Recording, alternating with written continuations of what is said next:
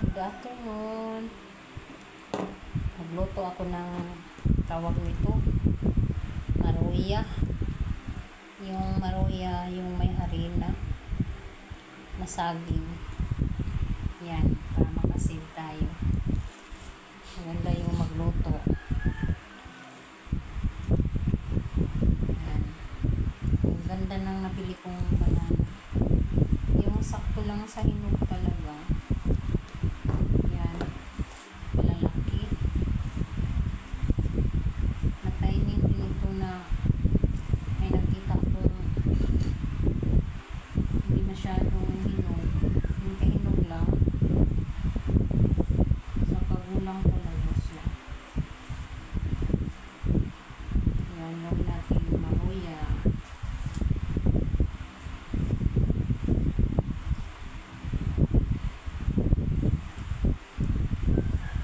Kaysa tinapay, palagi tayong tinapay, mag-banana na lang. Yan, tapos gagawin ko ito, gawin natin sa plato. Plato. Dito na lang ilagay ko. Ay, ito yung tawag nito. Hindi ata niyo ako nakikita. Upo muna ako. Parang sa itaas. Gawin natin tong ano, yung parang ganito yun eh.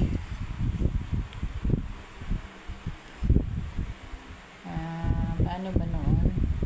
Ganon. Kapag ang saging daw ay, di ba mahaba, ganon, ay tinuro sa akin ng tiyahin ko noon, pahiga yung pag ganon, pag hiwa mo,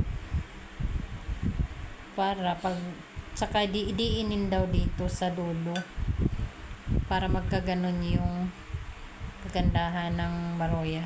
Iba talaga yung hindi marunong, no? Ayos lang yun, basta't maluto. Try natin yung ibang ganito. Ba talaga yung marunong, no? Mali pala yun, ganito pala. So dinidiin yung dulo. Yan. Kasi pag mabaga, makapal dito, hindi maluluto. Yan ang nalalaman ko din noon. Yan, ito din. Gawa tayo ng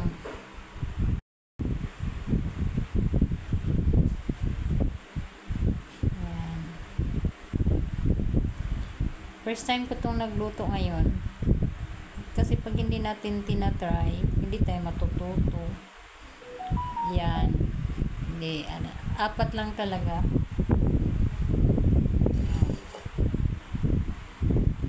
Tapos, ulit.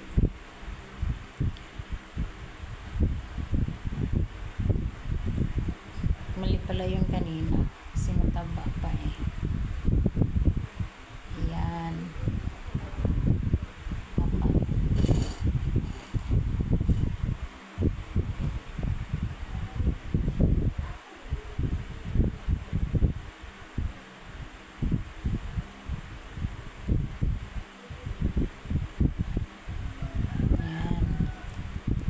Ganda na oh. Ganun lang. Tapos ito din.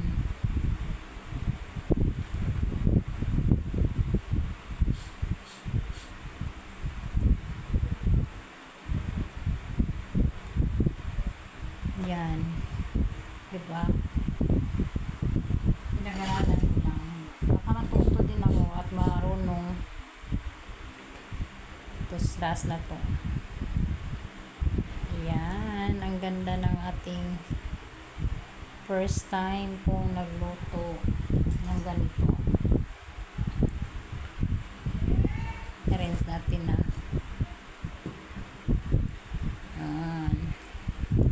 Ano ko ng ang gagamitin ko mamaya ay cornstarch kasi Ang cornstarch naman daw ay crispy talaga yung pagluto.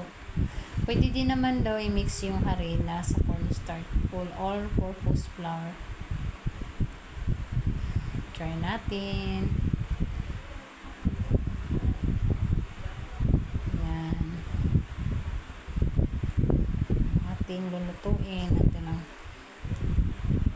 Handa na. Ating lulutuin mamaya. Yan na sila. Ang yari ko. Bali, 7 pieces lang yung aking lulutuin. Ayos na din yun. Thanks for watching everyone. Ready na yung ating lulutuin na banana. May harina. Maruya yung tawag sa amin dito sa Bisaya. Yan na. Pandang hapon. Mamaya, lutuin ko na to.